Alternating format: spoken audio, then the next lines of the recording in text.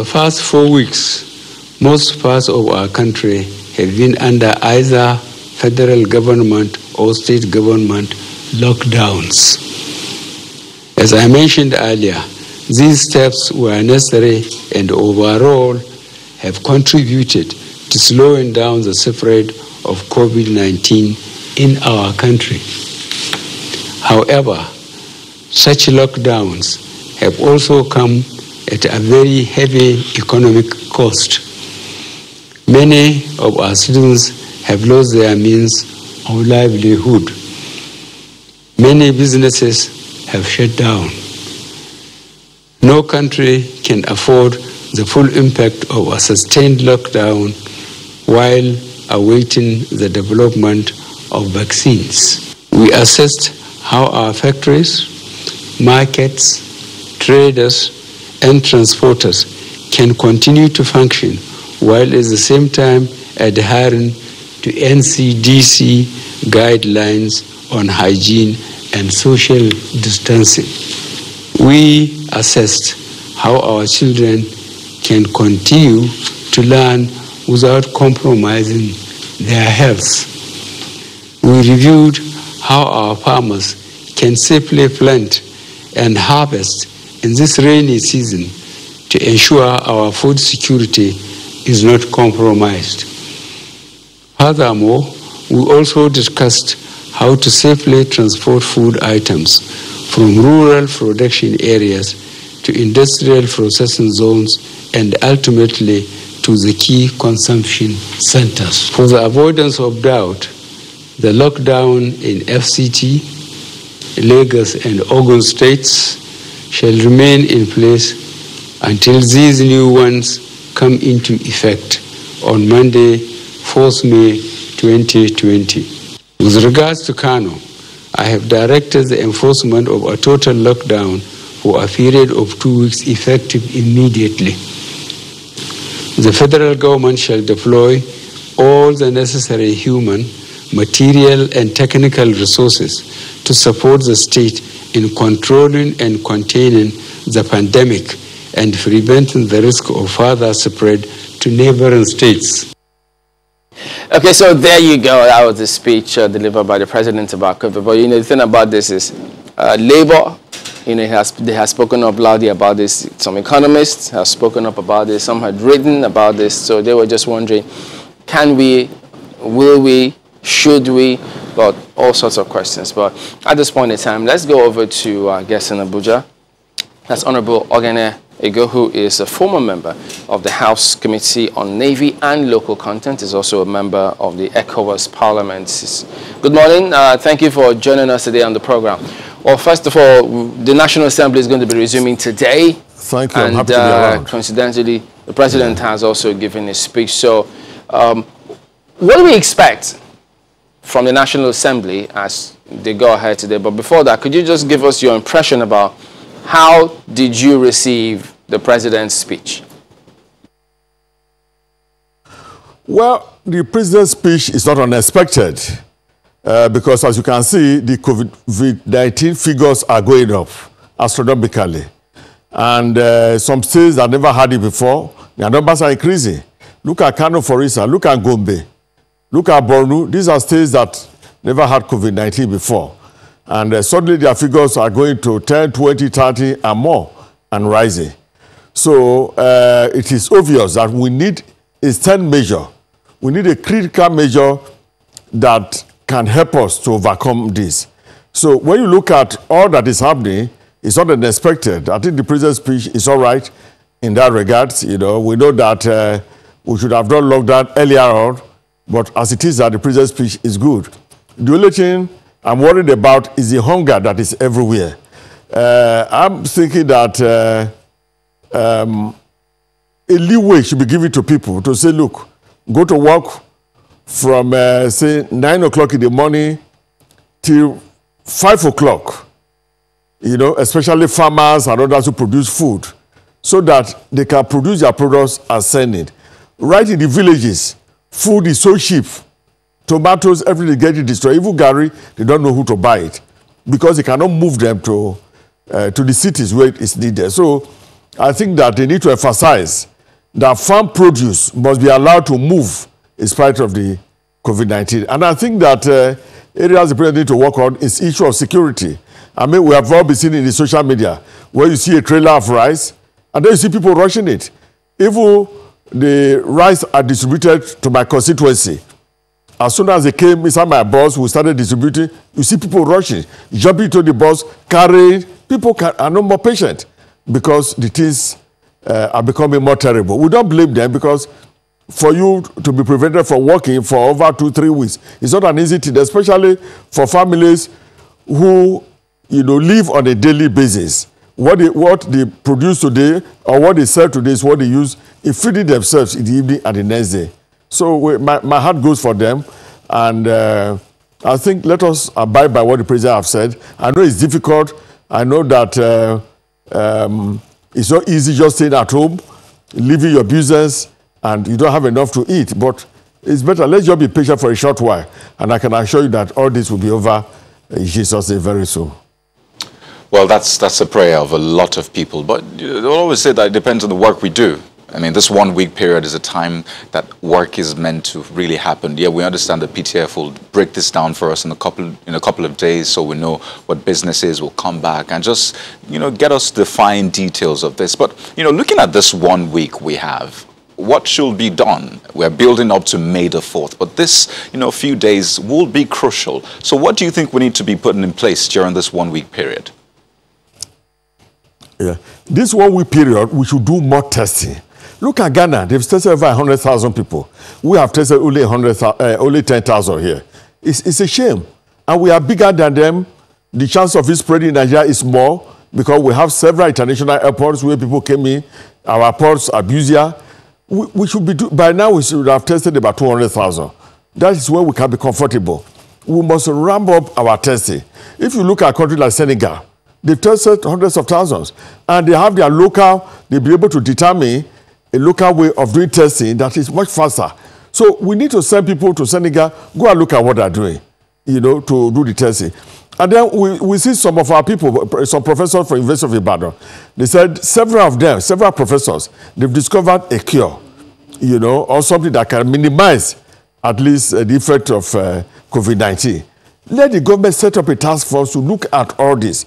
The other day, Professor Wu, who is a virologist, came up to say he has found a cure. Let's look at all this and begin to use them alongside the orthodox medicine. Because if we just ignore all that our people are doing, and we say, our people cannot do it until the cure comes from China or it's come from Britain and so, it will not be good for us. The cure may as well come from where we are. For look at Madagascar, the president said they found a cure. It's local herbs. They use it for some people and it worked. Let's look at it. Let's not doubt all of them. Why we are not saying they should just take them, monitor those who are taking them so that we can find out how good the health effect of those various cures are. But above all, we must ramp up testing. We must test more people. In the next 1 week, we must test 100,000 people. A place like Kano, we need to do more testing in that place. I mean, look at the number of people dying. Look at this professor of medicine who just died 2 days ago. These are important people to the nation. So what I'm saying is that we need to ramp up testing in that area. And I think that the state governors need to do more. I praise the governor of Lagos, he's doing so much. But some other state governors need to do more. Wike is doing so much. He was one of the first to lock down. We need other states, they need to emulate that. The federal government is doing so, but the state governors don't need to wait for the federal government. We need to act. If we act like that decisively, I can assure you that we will defeat this COVID-19. Well, ramping up testing is one of the things that all agencies of government, the Federal Ministry of Health and the NCDC have been talking about, and of course the states ramping up their own capacity to test as well.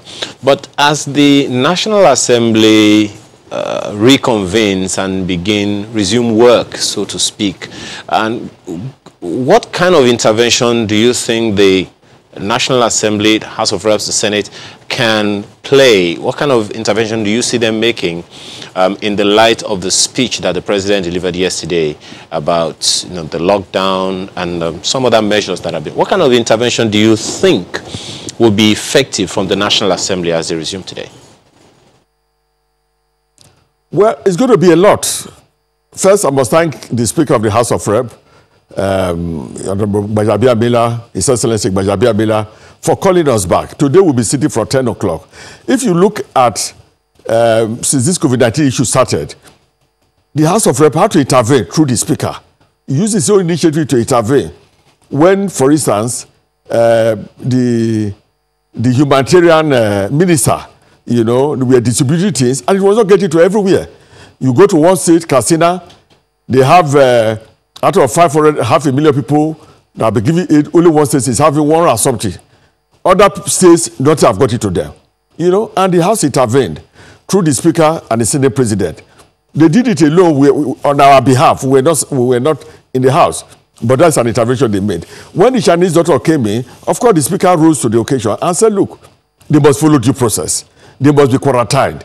And they must go through the Nigeria Medical Council, which is the right thing to do. Because Nigerian doctors have done very well. So all these interventions have come through the Speaker, acting with his advisors and, of course, with some call from honorable members alone.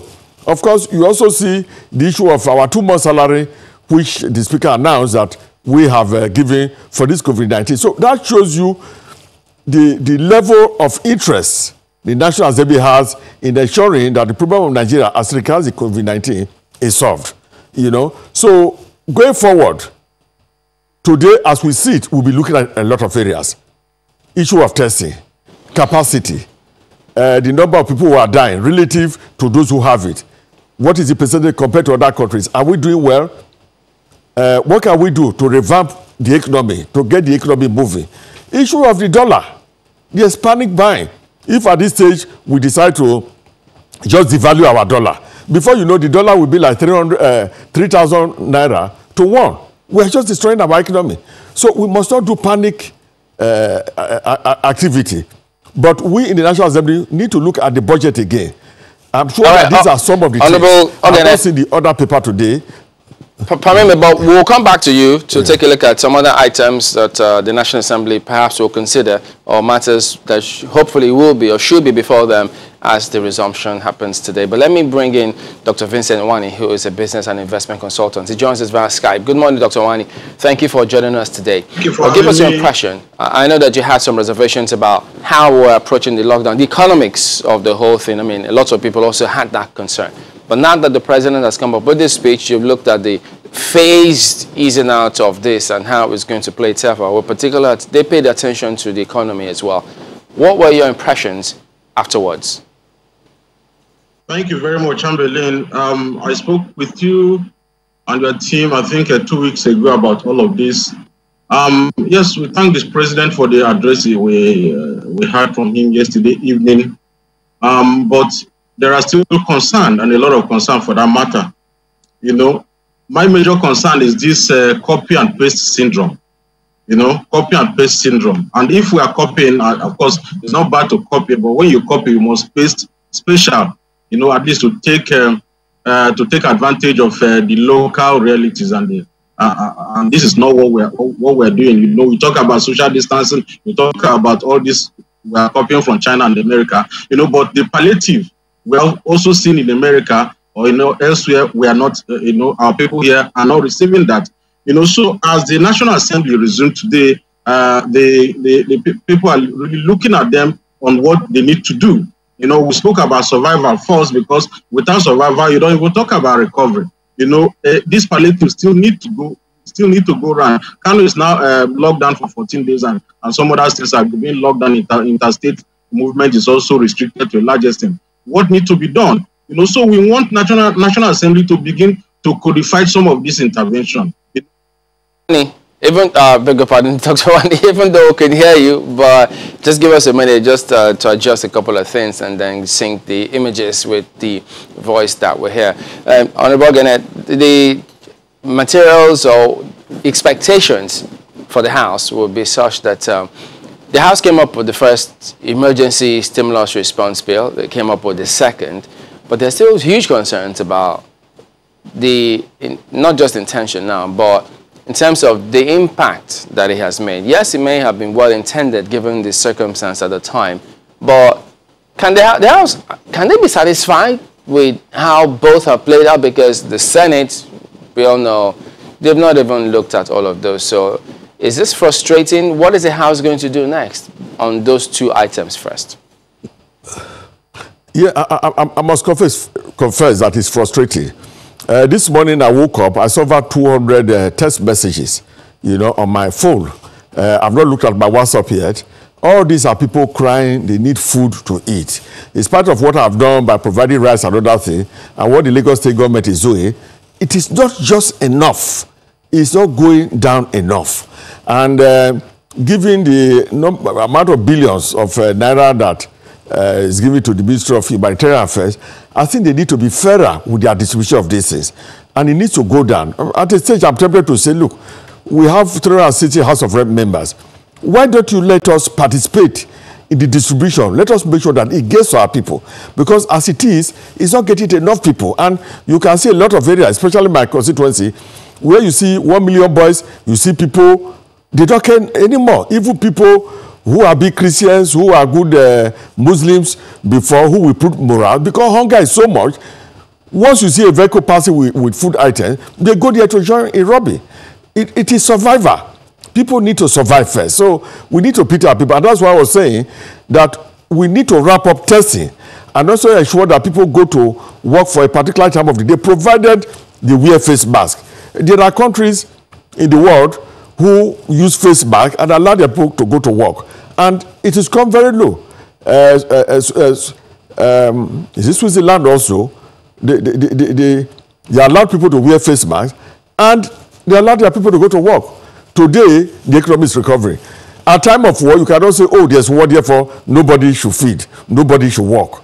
That's what it is now. This COVID-19 is almost like war. If we say, okay, COVID-19 is here, let us fold our hand in the house, everybody will be hungry. So there should be some form of opening up business. Why we strictly do cover our face? Because if you have a face mask on, as I have here, which I put down to enable me talk, if you have a face mask on, if you have COVID-19 and you cough, the face mask will stop it. So if you have, I have, we save each other from infecting each other. And with that, some businesses can continue. Because as it is, it's going to be very difficult to manage it. Not because Nigerians are bad, but when you are hungry, your children are hungry, they are crying. Anything you see, you want to grab it. And this is the situation that has happened here.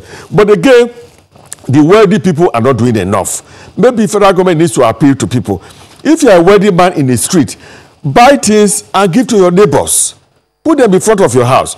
There should be an association of people who are well-to-do. So many people, especially like in Lagos, have the means to buy rice and give to their neighbor. But because they feel that, oh, it is a government thing, everybody should sit at home.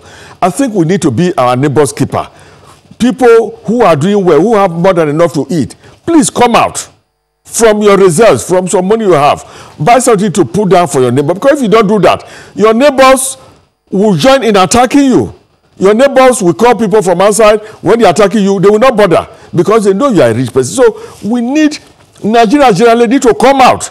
Let's not leave this thing to government alone. If we leave it to government, we will not get anywhere. I mean, look at some people put down 1 billion, 500 million to help this. We put down 2 months' salary to help this. So all those who are doing businesses, who have money, who have reserve, come out. You can buy a bag of rice, put it in front of your house, and then put a cup there for people to be taking 1 or 2 derrica. If people who have money do that all over Nigeria, do that in Kano, do that in Abuja, do that in Warri, in Asaba, in Port Harcourt, everywhere, I can assure you that the poor people can just go there and take something and go. When they finish that, you look at your day, you see how much, buy something and put it in front of your house again. They don't necessarily need to come in. We'll still talk about... If we do that, there will be peace. All right, but, we'll still talk about having a structured response to some of these things. But a good thing, you also have your mask, but don't be like that senator who had to pull off his mask and sneeze and then put the mask back on when you get to the floor. No, this is just to enable me communicate here. Okay. Otherwise, I have it. Let's go back to Dr. Nwani. So what I'm saying is that just one moment, Honorable Dr. Nwani. while you were making thoughts the other time, which is good, but add that to this question. Practically speaking now, the president has said there will be phased resumption all over the nation, especially in Lagos, Abuja, and Ogun states. Practically speaking, what do you expect us to do? What would you suggest that we do to restart the economy? It has to be gradual, but practically speaking, what would you expect us to do? Well, I expect to hear from the governor or the governors of various states, but here we are in Lagos, we expect to hear from the governor, to give us, can I say, local guideline on how we approach resuming our business moving forward. People are going to travel in public buses, in public transport. How will that happen? Disinfection of this public environment and public buses. What type of face masks are we going to be using? Because all face masks are not face masks actually. Some of them cannot really protect the public.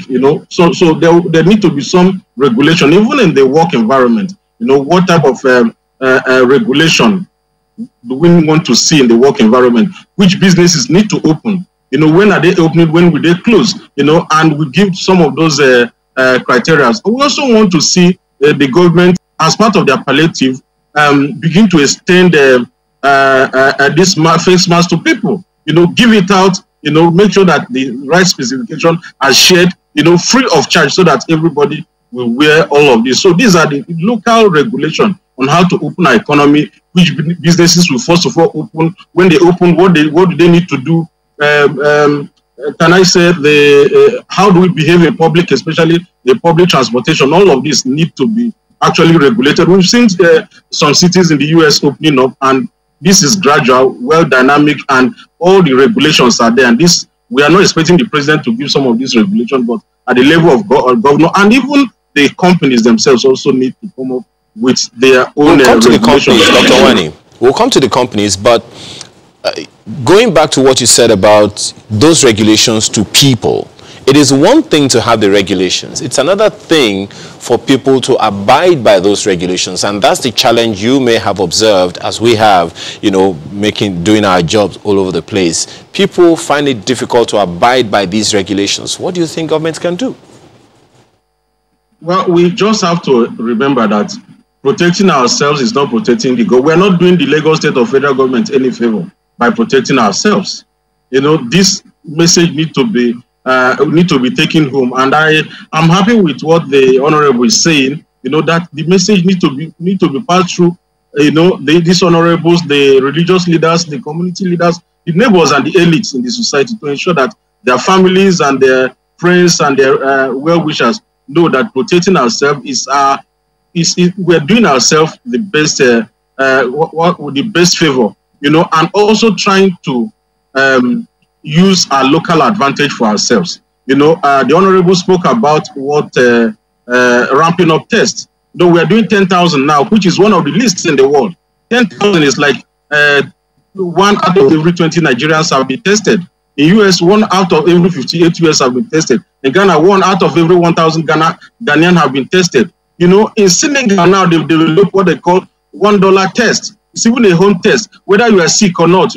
Everybody test and isolation. 2 million local test kits being rolled out on daily basis. These are the type of news that we want to hear from Nigeria. And make no mistake, at the end of the day, global liquidity or liquidity the world is awash with liquidity, looking for where to flow into in the next few weeks or few months. And those companies that have been able to put up transparency, and conviction to fight this COVID-19 will be the first recipient or beneficiary of the new global economy that is going to emerge. So we want to see our local advantage, manifest at this time in form of testing. Well, I want to see tests happening in Nigeria, not locally made test kit, and even the regions like Senegal have done. In Madagascar, you mentioned about Madagascar. Madagascar have developed what they call COVID organic. And you see the president taking it on national TV on daily basis. The schools are not closed. The worship centers are not closed. People, even the schools, they are taking this free of charge every day. What is the local thing that we have come up with to fight this COVID-19? We're yet to see. We are copying and pasting, and we're not pasting special. There is an institution, I think one of these resorts, like Empire Resort, have come up with what they call go activate immunity now. And they recognize that sunlight, coconut water, and vitamin D is to fight. All right, we'll come back to this, but some of those cases you refer to Madagascar, some of them are not even confirmed. Some of them have been referred to as fake. But we'll come back and highlight some of these other cases as it has been listed, the methods, the phases, after this break. Join us again.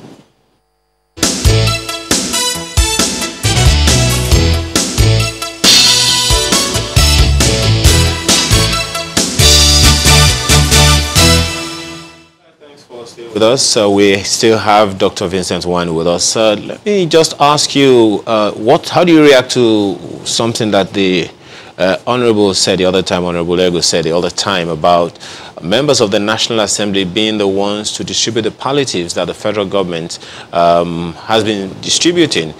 He also said that many people said they weren't getting these palliatives and all over, from their different constituents that he said that. And much earlier, we had that conversation where people were saying that there wasn't enough transparency in the way the National Social Register was come up with. First, do you think that the members of the National Assembly, senators, House of Reps, and even the national houses of assembly at the states, do you think they should have been involved in how the palliatives of the federal government are distributed? It's an important question. These are the reasons why we say that our intervention or our response to the COVID-19 is not well coordinated ab initio. We saw it happen in other countries, and I've spoken about copy and paste that we are doing in Nigeria. We copy and paste palliative. We've seen in other countries that there was law that was passed on how much is going to go out from the federal government, how it's going to go out, who will benefit, and some benchmark. The National Assembly did not come up with a bill like this. So you see this, can I say, as the spirit-led intervention, some government putting money on the table and handing it out to who they want to hand it out, where they want to hand it out. How do you monitor? How do you audit? Is that transparent? So that is what we had expected to see from the National Assembly, to pass a law that this is how much is going to Nigerians, what type of Nigerians, who will these people be, and how will this money get to them? Through BVN, through their phones, in form of credit to their phones, in form of credit, employment credit through the employer, in form of, can I say, in form of tenancy payment, that is rent payment. None of this was actually codified, and that is why I'm saying that one of the tasks before the National Assembly, as they are resuming now, is to codify some of this palliative, to ensure that we at least have something that looks like transparency. What they've done in terms of palliative from the federal government so far is less than transparent, it's less than satisfactory. And the only institution legally responsible to either control or checkmate them is the National Assembly. And we're looking up to them to do something very quickly about that. I have said before that those countries that show some level of transparency and capacity in fighting the COVID-19 are those countries that will first recover, those countries that the liquidity or the world economy that is awash with liquidity will begin to look for. And the way forward is to begin to fight this thing using our local advantage, like other countries are doing. You spoke about Madagascar before we went for break. I said, no, some of those things are not confirmed. Who will confirm it? You wait for America to confirm it for Africa, you will never see it. See, since March 21, 122 people have contacted this virus in Madagascar. No single death. You can check John Hopkins University website where to look at the records there. So we must rely. At the end of the day, it's about ability to save your citizens from dying, from hurting your economy very deeply that you don't even get to recover in the next 5 years. That is the way to go. And we've got a lot of advantage in Nigeria and in Africa to go about this in form of rapid enough tests. You see, in fact, it is our test. I spoke before that in South Africa, one out of every 400 people have been tested. In Nigeria, 1 out of 20,000 people have been tested. In Ghana, 1 out of 1,500 people have been tested. In America, 1 out of every 58 people have been tested. Nigeria is the least in terms of tests in the world, and we're waiting for test kits. Some of them fake and contaminated from China to test ourselves. And we have research centers in Nigeria, and we're waiting. And today, the World Health Organization is hailing Senegal as the hero of Africa in terms of wrapping up tests. Well, we're talking about some of these things. I mean, just as we indicated initially in the opening, the NCDC have also said, well, we're looking at all those measures, so they have to do their due diligence, as they say, before they eventually introduce any of them here, because you're talking about people's lives. But let me switch to Honorable Ogene and let him respond to some of the issues that you've raised. Well, Honorable, this is not the first of some of this response in terms of having a structured response to it. He has said pointedly, we don't. The National Assembly has, from what he said, has failed to provide that legal framework upon which some of these stimulus packages can be distributed.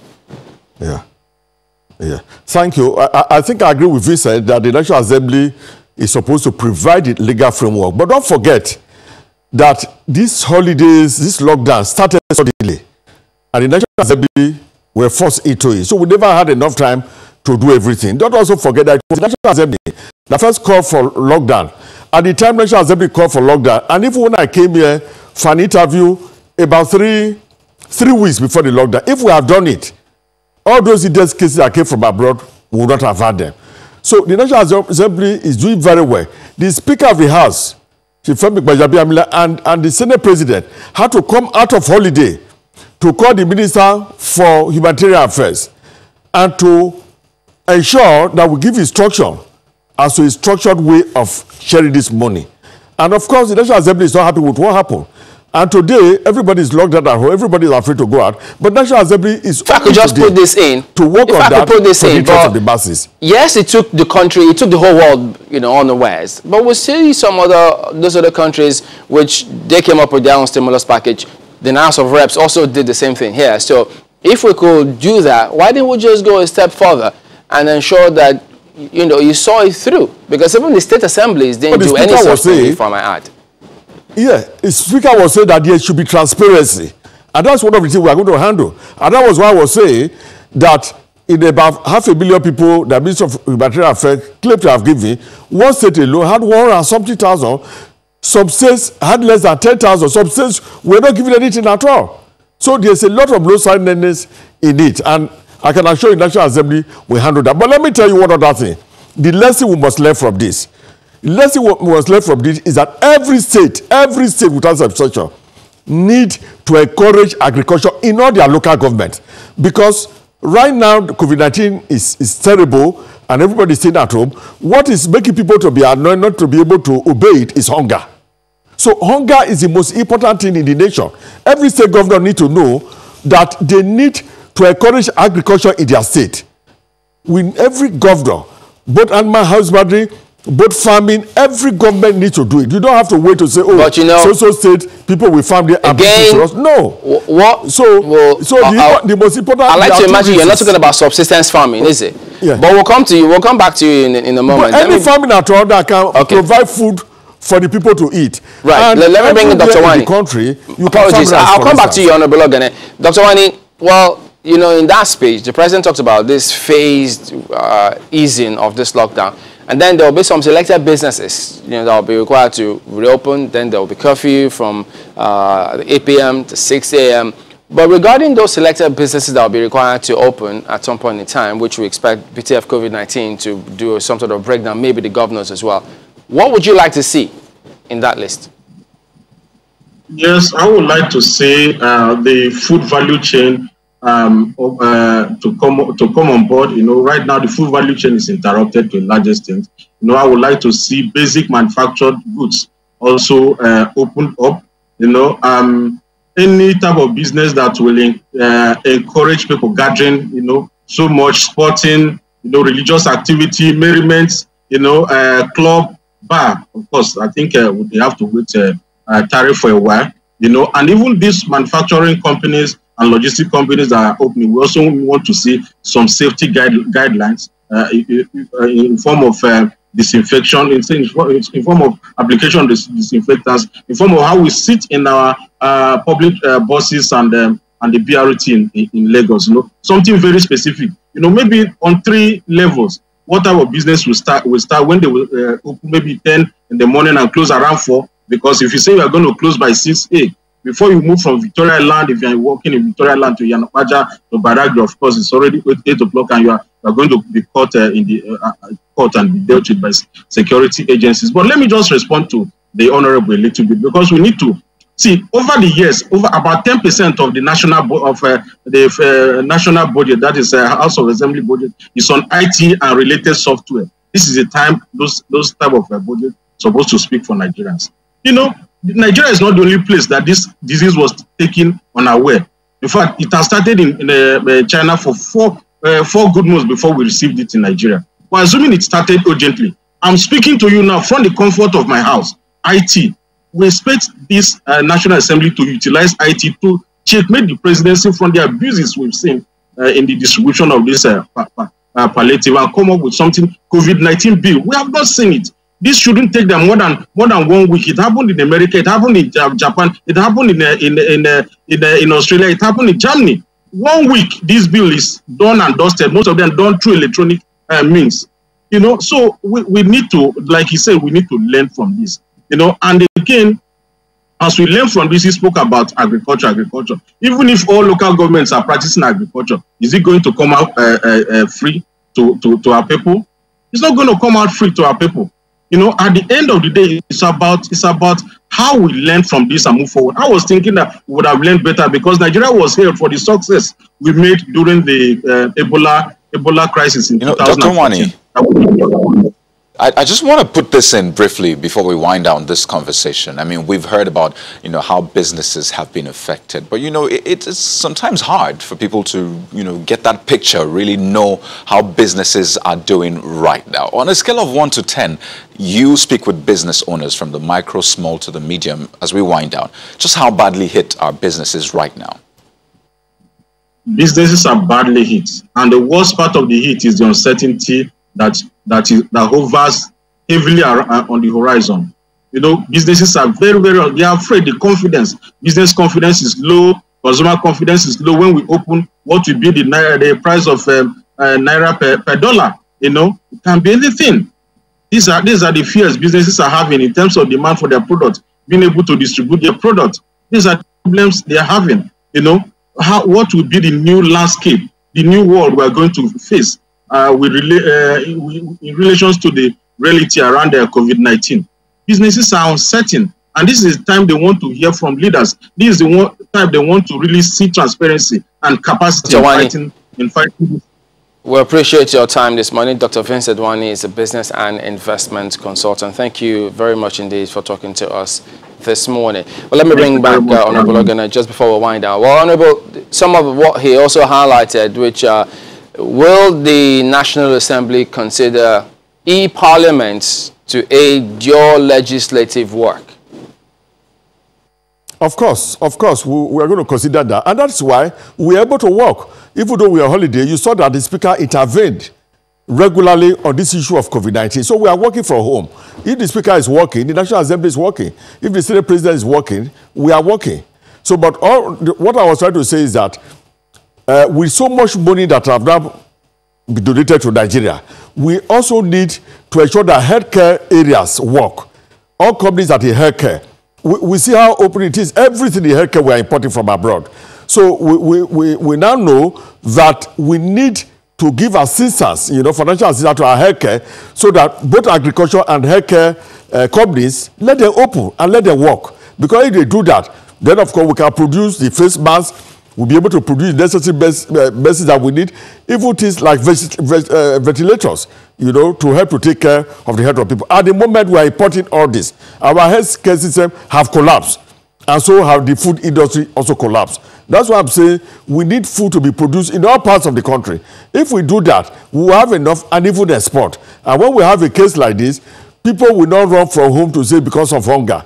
If it's available, state government can help to mop up food and give to their people. But right now, you want to buy, you cannot even see food to buy. So these are the issues. But I can assure you The National Assembly is up to the task as we resume today.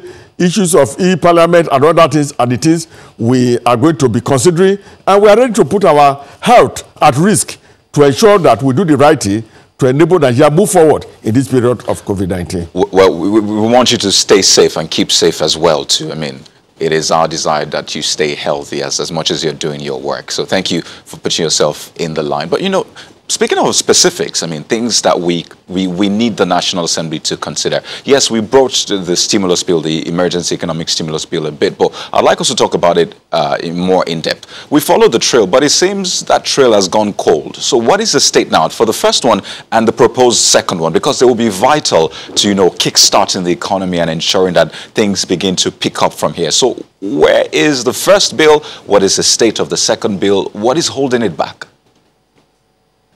Yeah.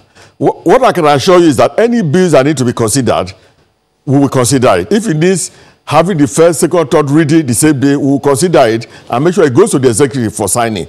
And one thing we are very worried about is ensure that there is equity in the division of all these palliatives that are being brought. Like I said, some states, nothing is happening at all. Federal government have not given them anything at all. While other states are having bumper. I think that is not fair. We need to make this thing go round the people. And then there should be accountability. A situation where you say, oh, 1,000 people lined up and you are giving them cash. It's unacceptable. This is modern time. That leads to fraud. What I think we need to do is ensure that if you want to give any person, do money transfer, let it go through the people's account. That way you can account for it. Honorable Ego, I'm sorry to butt in. Find out just that so we can finish it. Just so we can have an understanding of where we are right now with those bills. Have they been, the first one, the first economic stimulus bill, is it with the Senate or is it still at the House of Representatives? I mean, before we even talk about going to the executive, where is it? And how much work has been done? It's gone far. Concerning the second one? It is gone far. The House has passed it, it's gone to Senate, and we are working pari passu, we are working together as much as possible to push out any bill, anything that we need to do to help the masses in this period of COVID-19. We are working very fast on it. And I can assure you that as we resume today, we usually resume 11 o'clock. But today we are resuming 10 o'clock. It's to give us enough time to look at all this. We can assure you that all these bills will be worked on. And by the end of today, you will have more information, you will have more news about after you work on it, do we expect it to kick in by this year and not next year? Oh, of course. They will take immediate effect. Once we work on them, we pass it to the president. Once he signs them, they will take immediate effect. Because what is happening, that is happening to everybody now. And we need things to take immediate effect. We cannot pass a bill now to help on COVID-19 and we say, oh, it should go to next year. No, that's in addition to that, okay, you know? In addition to that, I mean, I know you talked about getting Nigerians free electricity supply on that one, but part of some of the issues that have popped up now, which they would expect the National Assembly to take a look at and strengthen, will be the health sector. We've seen how hit the health sector is, and the SGF didn't know that the health sector was this bad. So many will be expecting that the National Assembly look into the health sector a lot more than perhaps they've done previously. So will that be one of the issues that the National Assembly will consider? And secondly, if you could just respond to it all at the same time. When you talk about having a structure for the country such that, what's wrong with us working and getting a proper list, or better still, you could call it a social security platform, such that you give some legal framework to some of this so that it's a lot more structured. You have a proper item that Nigerians can rely on and say, look, this is the document, this is the social security number of Nigerians. It's about time we stop playing politics with these figures and address this headlong. I agree entirely with you. That was why I'm criticizing that those who are saddled with this activity, they claim to have given palliative to 500,000 people. I mean, you saw the graph. Some states, only one state is having, is palliative they have given to them, is more than about 20 states put together. All these are unfair. These are some of these we are going to work on. Now, these issues are coming up because of this COVID-19 and the funds are being reviewed. So, National Assembly would now have time to work on this, set up committees to look into all the details so that we can have a framework. I mean, This is as simple. In most countries of West Africa, the French countries, you see that everybody is registered. The status of everybody is known. I don't know why it's taking Nigeria, so many years. 10 years, we cannot even register our people, and we don't know who is in Nigeria, who's not in Nigeria. Anybody can just cross the border, come in, and then, of course, he benefits from what is supposed to be benefited by Nigerians. I think all this is going to end, and that's why I'm trying to say that this COVID-19 have taught us a lot of lessons. We need to wrap up on agriculture, and then the health center.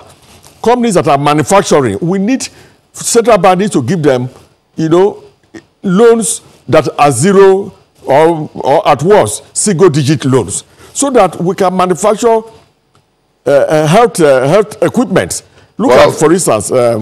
So there'll be a lot of focus then on the National Assembly to see how they actualize some of these suggestions that you have spoken. So we do thank you for talking to us this morning, Honorable Ogene Ego, and we'll look forward to what the National Assembly, how they will respond. So all the best.